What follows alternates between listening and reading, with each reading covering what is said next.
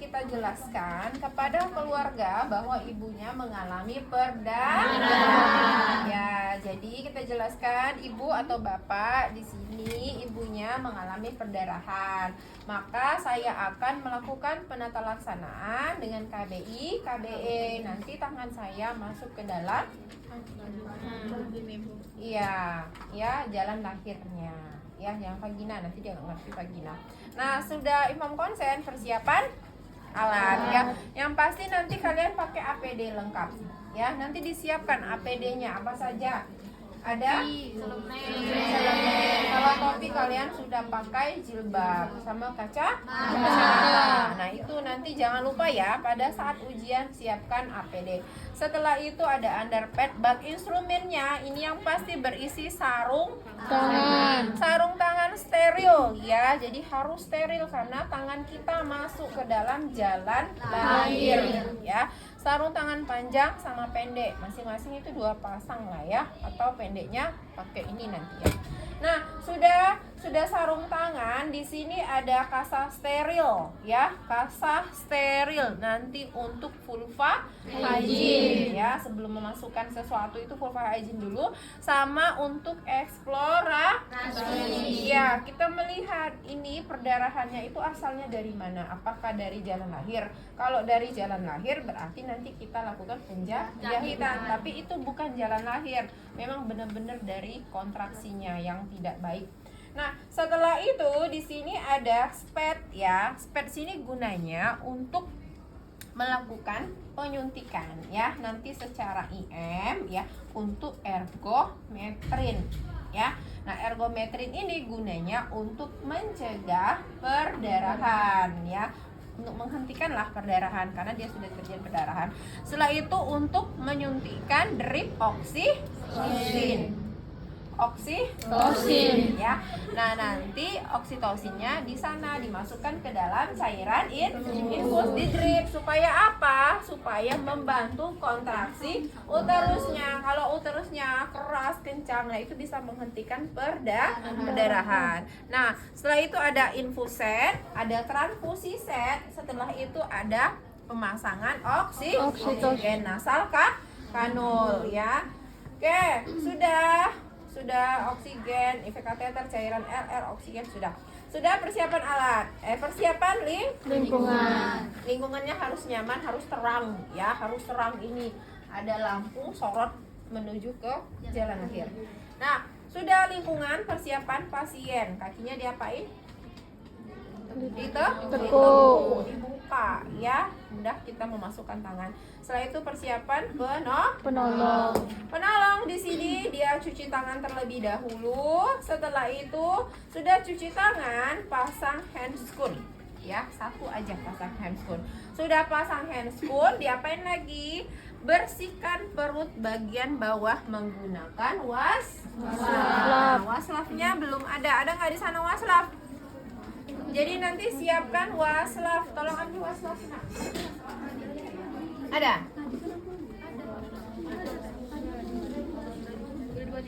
Nah, coba ambil lagi ya. Jadi waslaf kita bersihkan dulu karena tadi perdarahan. Bersihkannya di mana? Di perut ya, sama di paha. Jadi kita bayangkan ini paha. Nah, sudah kita taruh larutan tangan kita tadi, diganti lagi handscoon karena bekas darah nih tadi kan ngelap-ngelap. Nah, sudah itu kita ingat ya, langkah sesudah kita pasang handscoon diapain? Dilap. Waslap. Setelah itu pasang oksigen. Nah, pasang oksigen 2-5 liter per jam itu diomongkan aja. Ya, diomongkan aja. Ingat ya, diomongkan aja, nggak usah dipasang. Ya, sudah itu kita vulva hygiene. Oke, vulva hygiene. Tadi ganti handscoon kan? Vulva hygiene siapkan berapa kapasnya? 3. Dekatkan bengkok. Oke, sudah vulva hygiene. Ingat ya, sudah vulva hygiene periksa kandung kemih. Nah, kalau kandung kemihnya penuh, dikosongkan. Pakai apa? Kateter apa? Kateter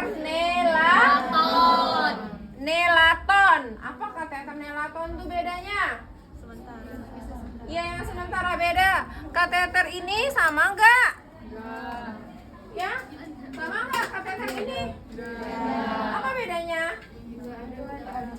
Iya, kalau nelaton tuh nggak ada cabangnya, makanya dikatakan sementara. Jadi ambil pispot, kalau penuh ya, dimasukkan ke uretra, nanti dia keluar sendiri, ya. Nah, biasanya kalau kandung kemih itu juga menyebabkan perdarahan karena menghambat terjadinya kontraksi, ya. Jadi ibu bidan dalam kala 4 itu cek kandung kemih, ya. Kadang ibunya takut, ragu mau ngomong.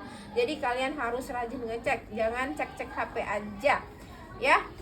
Oke, setelah itu kita cek sumber perdarahan, ya. Ambil kasar. Kita eksplorasi nih, kita kita lihat sumber perdarahannya di mana. Kalau misalnya tidak ada luka di jalan lahir, berarti memang benar-benar dari kontraksi. Nah, sudah kita cek sumber perdarahan. Di sini apa lagi? Bersihkan sarung tangan. Ya. Nah, jangan lupa di sini nggak ada masase ya. Nah, harusnya di sini kita lakukan masase sebentar, ya. Masase di sini untuk kontraksinya membaik, ya. Di sini nggak ada kontraksi, masase. Nah, nanti sudah cek itu kalian tambahkan masase, ya. Sudah cek sumber perdarahan, masase, baru bersihkan sarung tangan, ganti sarung tangan yang panjang. Nah, sudah pakai sarung tangan yang panjang diganti. Nah, tangan kiri membuka labia. Nah, sudah buka labia, tangan kanan masuk secara obstetri. Nah, coba dibaca bukunya. Nah, masuk tangan kepalkan, ya. Pertama obstetri seperti ini kan. Tuh.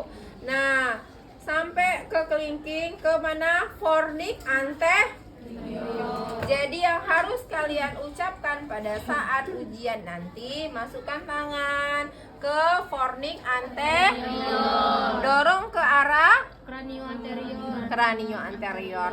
Tangan kiri menekan korpus uteri bagian belakang. Nah, dilakukan selama 5 menit. Nah, sudah 5 menit kita observasi. Bila perdarahan berhenti, lakukan lagi 2 menit. Nah, jadi kalian itu buat nanti di sini yang pertama KBI titik 2 5 menit. Turun lagi. Jika perdarahan berhenti, lakukan 2 menit. Oke, setelah itu lakukan lagi observasi kala 4. Nah, jika apa?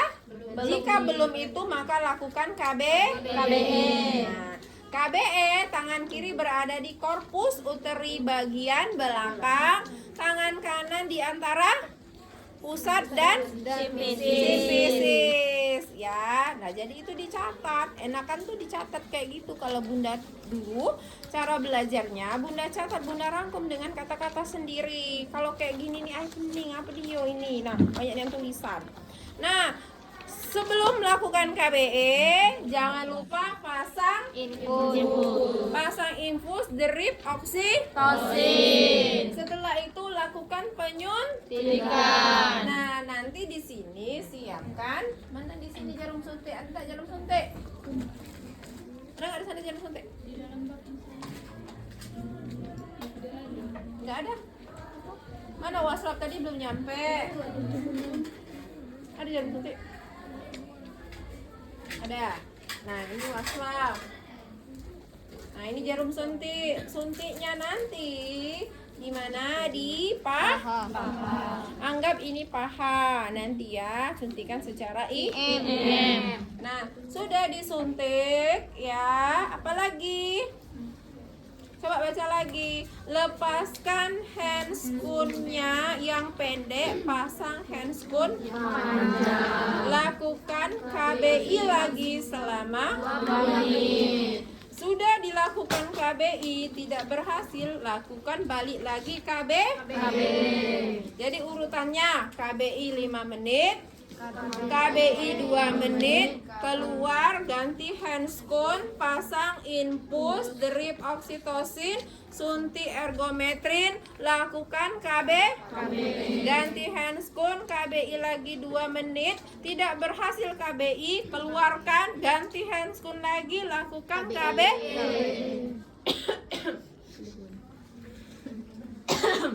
Jadi tidak dilakukan, sudah tidak berhasil KBE, maka pasang kondom kateter, ya. Sudah pasang kondom kateter, pasang tampon vagina. Nah, 3 tampon vagina. Setelah itu kita observasi. Setiap berapa? 15 menit. Apa yang diobservasi? TTV. Ya, kenapa kita observasi TTV? Karena jika tekanan darahnya rendah, nadinya cepat, itu tanda-tanda ya. Shock apa? Hipofos. Kalau tidak diatasi bisa menyebabkan apa? Ibunya meninggal. Makanya di sini wajib dilakukan observasi. Nah, sudah kita pasang kondom, pasang tampon, observasi, persiapan rujukan. Apa persiapan rujukan? Bakso kuda. Bidannya harus ada. Ya, A-nya alat. Kita udah pasang infus kan? Kita sudah pasang oksigen kan? Apalagi? Kendaraan. Terus S, surat pengantar bahwa kita merujuk pasien ini mengalami perdarahan atau nia uteri. Dan apa yang sudah kita lakukan di sana? Sudah surat apa? Obat. Tadi obat udah kita kasih apa? Sama suntik apa? Ergometri. Nah, sudah kita kasih obat. Udah tuh apalagi keluarga. Uang, darah, dan doa. Nah, itu tahapan untuk merujuk pasien. Oke, kita praktek. Nah, yang pertama tadi sudah info persiapan alat. Sudah tadi ya, ada oksigen, ada infuser, ada handscone panjang, handscone pendek, terus ada waslaf, terus ada obat-obatan, ada cairan infus, ya, ada kondom ada APD. Nah, sudah persiapan alat, persiapan lingkungan, setelah itu persiapan pasien, posisinya jangan lupa lingkungan tadi harus pencahayaan ya. Sudah lingkungan pasien, setelah itu persiapan pasien, persiapan menolong memakai alat APD. Nah, sudah itu kita pakai handscone pendek.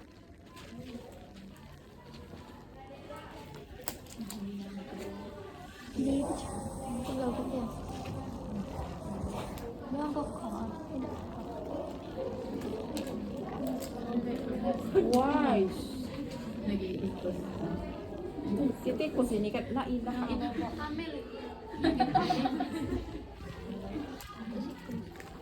Saya tahu tamu. Iya. Oke, sudah pasangin terus kita lapain lagi ya. Membersihkan menggunakan waslaf. Kita bersihkan bagian perut bawah, setelah itu paha. Nah, ini tadi ditaruh di rendam. Nah, sudah itu kan kita mau kotor nih, kita ganti handscone. Nah, tapi nanti nggak usah kalian ganti, cukup kayak ini aja, tapi diomongkan. Nah, sudah itu kita ngapain lagi? Oksigen. Apa? Pasang oksigen. Oksigennya berapa liter? 2 sampai 5. Saja. Sudah pakai sama oksigen apa lagi? Pulpahydrin. Ya, siapkan kasa 3. Oke, kasa 3 pulpahydrin. Nah, dekatkan bengkok. Nah, yang pertama labia majora. Yang kedua dibuka labia minora.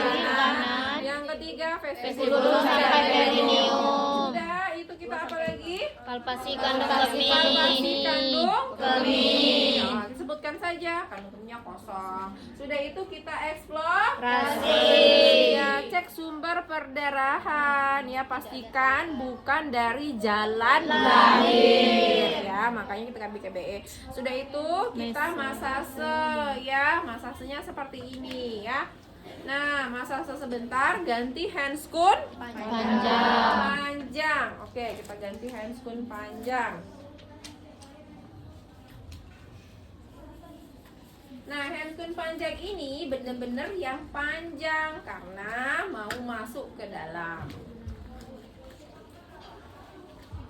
Nah, jadi menutupi sampai siku. Ya, ini kurang panjang. Cari yang panjang. Nah, sudah, ini kita lakukan KBI ya. Nah, tangan kiri membuka labia. Tangan kanan masukkan ya secara obstetrik. Masukkan terus. Nah, setelah itu pada apa namanya? Fornik. Kepalkan tangan. Nah, jadi ngepalkan tangan di dalam itu seperti ini posisinya ya, seperti ini ya, seperti ini.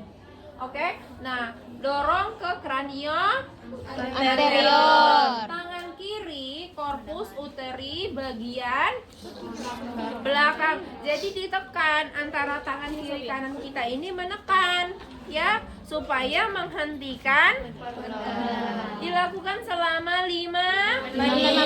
Nah, kita lihat lagi. Kalau perdarahannya berhenti, kita lakukan lagi 2 menit. Ya, dorong tangan kanan ke kranio anterior, tangan kiri ke korpus uteri bagian belakang. Nah, jika masih perdarahan, keluarkan tangan secara perlahan, lepaskan handscoon ya, pakai handscoon pendek lagi.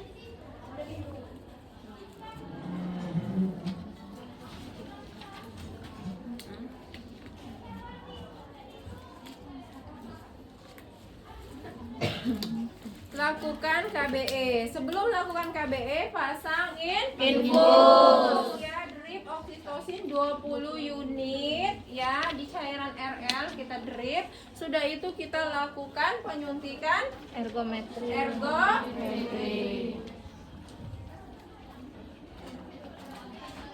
Nah, jadi ini anggap paha ya. Namanya pantom. Mana pantom paha? Bukan paha ini. Ya, ini anggap di sini paha ya. Nah, paha bagian luar secara IM. Nah, jangan lupa diaspirasi. Oke. Sudah suntik. Kita lakukan KBI ya. Tangan kiri berada di korpus uteri bagian belakang, tangan kanan di antara pusat dan simfisis. Nah, lakukan penekanan selama berapa menit tadi? 5 menit. Yang pertama 5 menit ya. Nah, kita tekan kayak gini ya, ini menekan ini supaya menekan darahnya nggak keluar ya. Nah, misalnya tidak berhasil lagi, kita pasang lagi handscoon, melakukan KBI. Ini Bunda timpo aja ya, susah soalnya masang handscoonnya. Handscoon lah cabe.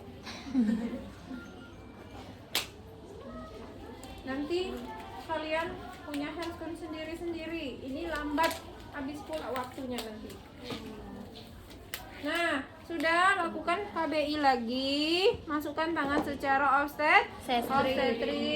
Nah, kepalkan tangan di fornik anterior, krano anterior. Tangan kiri korpus uteri bagian belakang. Lakukan penekanan berapa? 2 menit. Nah, kita observasi lagi. Oh, jika masih terjadi perdarahan, kita keluarkan tangan, ganti lagi handscoon. Pasang lagi handscoon pendek, lakukan KBI. Nah, KBE. Ya, KBE dari mana? Korpus uteri, tangan kiri, tangan kanan di antara simfisis dan pusat. Nah, jika masih juga tidak berhasil, kita lakukan pemasangan kondom kateter. Maunya diiniin, diikat. Nah, sudah, masukkan di sini kondom kateter, dialirkan dengan infus satu lagi. Ya, berapa mili? 500 sampai 2.500 mili ya, sampai dia benar-benar menahan di situ. Setelah itu kita fiksasi dengan tampon. Nah, kita fiksasi dengan 3 buah tampon supaya menahan. Nah, sudah difiksasi dengan tampon, kita lakukan observasi TTV setiap 15 menit. Kita persiapan rujukan dengan bakso Kuda. Setelah itu kita lepaskan handscoon, cuci tangan, termi Nasi. Nah, dijelaskan sama keluarganya bahwa ini kita sudah berusaha tapi masih juga terjadi perdarahan, maka ini akan kita lakukan Rujukan. ke rumah sakit ya. Setelah itu dokumen Tasi. catat hari tanggal tindakan yang dilakukan. Selesai ya. Baca kan? Ya.